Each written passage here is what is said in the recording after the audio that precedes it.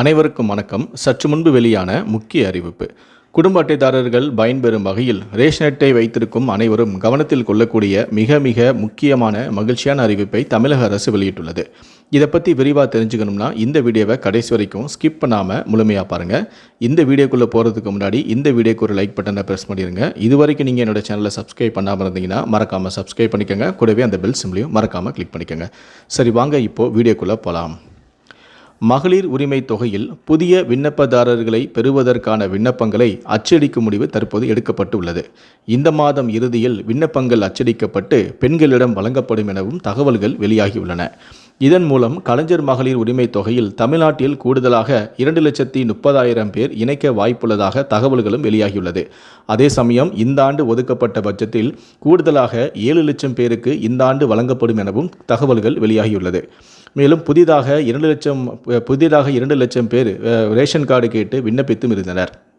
மகளிர் உரிமை தொகை திட்டமானது கலைஞர் மகளிர் உரிமை திட்டமானது விரைவிலேயே மேலும் விரிவுபடுத்தப்படவும் உள்ளது.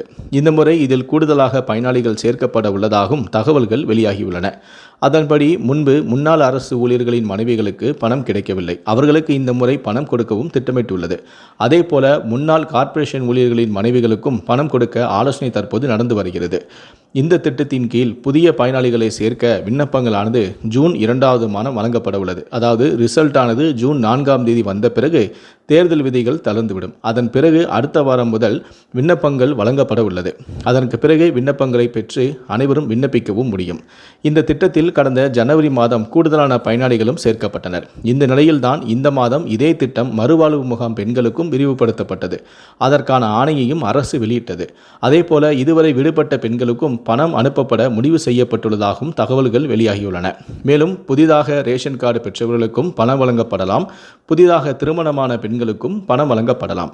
கலைஞர் மகளிர் உரிமை தொகை திட்டத்தில் கடந்த ஜனவரி மாதம் கூடுதலான பயனாளிகள் சேர்க்கப்பட்ட நிலையில் 90% மகளிருக்கு உரிமை தொகை சென்று சேர்ந்துவிட்டது என்றும் தகுதியான ஒரு சிலர் விடுபட்டு இருந்தால் அந்த பட்டியலை மாவட்ட ஆட்சியரிடம் வழங்க திமுகவினருக்கு அமைச்சரான உதயநிதி ஸ்டாலின் அறிவுறுத்தியும் இருந்தார்.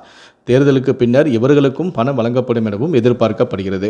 கடந்த 2 மாதங்களுக்கு முன்தான் இந்த திட்டத்தில் சேர 11,08,000 பேர் விண்ணப்பம் கொடுத்திருந்தனர்.